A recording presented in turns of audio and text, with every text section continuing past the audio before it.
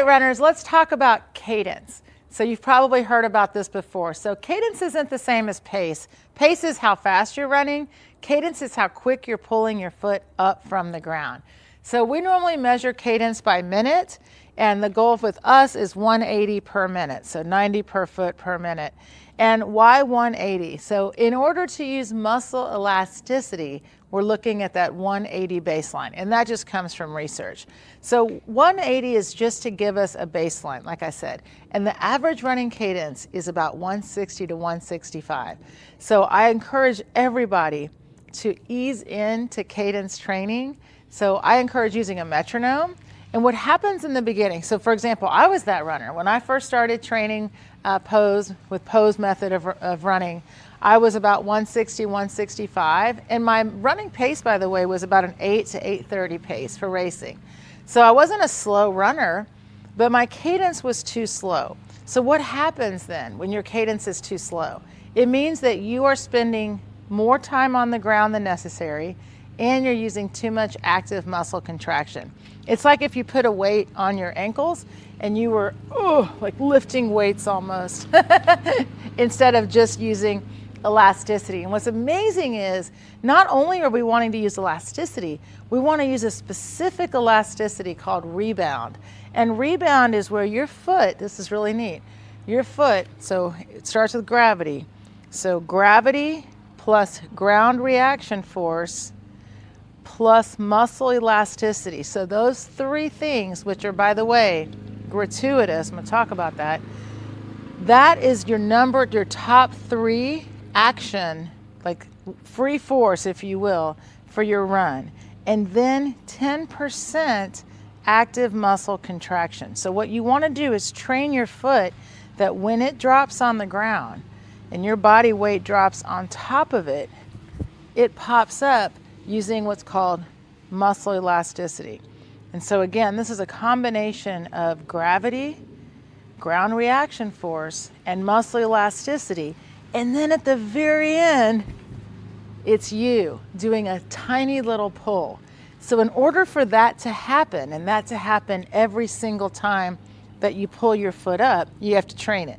So here's the best part. To train cadence, you need a metronome, which you can just download for free, or you can actually find songs and then just say, please train at 180.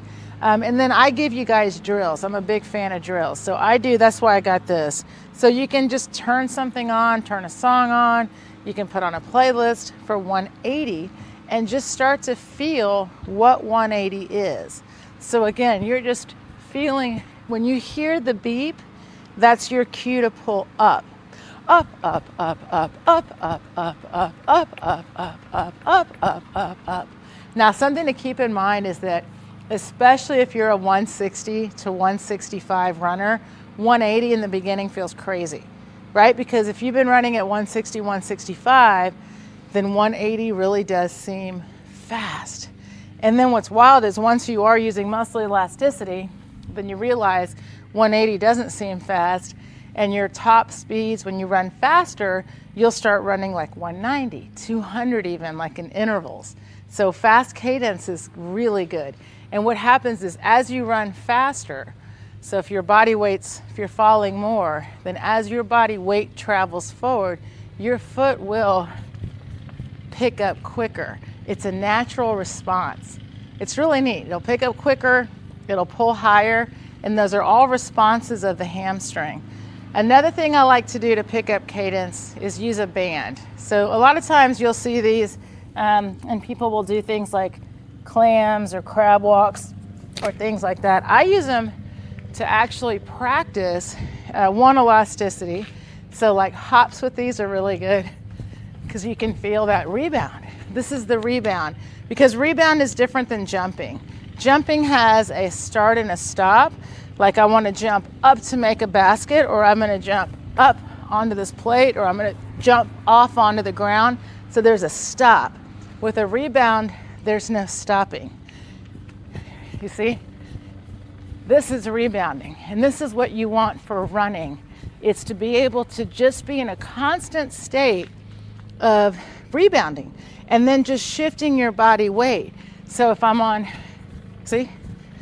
If the quicker I can change support and shift my body weight, the more efficient I can be in my run. And I can practice this without running. So I can develop elasticity, I can work on my cadence through drills. And then when I go running, I have a better understanding, one, of what 180 feels like, and then second, I've got strength, I've got elasticity, and I've got skill to be able to take that run as far as I want using that great elasticity. So again, in the beginning, I'm like, ease in. Don't just try to go run 180, but start with drills. So like I said, really basic drills, pulling in place, having like a really low curve to start practicing that sensation of up, up, up, up, up, up, up, up, up, up, up, up. And then you're also practicing the run action of pulling the foot up. So again, what happens in running, we want to delay fatigue in the cardio system and the musculoskeletal system, right? So using elasticity is key for that. You will really, really reduce fatigue. You'll reduce impact. You'll spend less time on the ground. You'll use less muscular effort. I mean, it's really amazing the effectiveness of it. And what's wild is you actually never need to pull up any higher than this.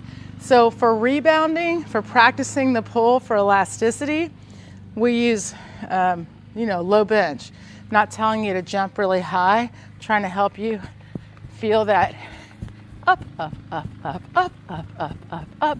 Because the cadence, you being able to maintain a steady cadence for your run, you can run longer, you can run faster. I mean, it's really, really great. But again, we don't want you to just create the cadence. We want it to happen because your body's free falling and you're pulling your foot up. So what you want to do is develop the elasticity and the skill for the cadence with the drills, and then take that out on your run and let that cadence progress naturally as you run. You'll start to see your numbers climb when you run in your tempo runs, but using it as a drill, making sure you're getting that 180 or higher is key to getting there in your runs. So again, check out some of these tips. You know, we have the free 3-2-1 run on the app. We also have the RunRx Reboot, all free on the app. And of course, we'd love for you to join us, runrx.fit. Thank you.